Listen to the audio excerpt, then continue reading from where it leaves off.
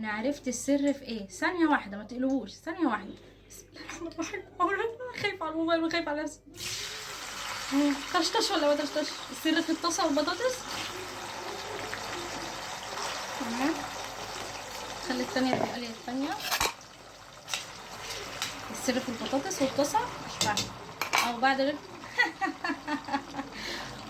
يخرب بيت تقلي ده. البطاطس هنشوف يمكن. وعملت ايه كمان؟ شكشوكه. دي بطاطس طبعا. شكشوكه اهي. بتبقى بصل وطماطم وفلفل رومي. يدبل البصل، حطي الفلفل الرومي، حطي الطماطم مكعبات اول ما تتسبك، ومعلقه صلصه. اول ما تتسبك طقشي البيض بعد وغطيه، وحطي حبه فلفل اسود. اول ما تغطيه وسيبيه يوطى شويه. اول ما يستوي قطعيه بقى. انا بحب اقطعه، عايزه تسيبيه سليم زي ما هو بيبقى شكله حلو برده كده. انا بقطعه كده عشان ايه كله يدخل في بعضيه. ده وده. وكمان كان عندي كبديتين ونصتين بالعدد عملتهم اهمت مع بصل برده وفلفل اسود. لا، بصل وفلفل رومي كده.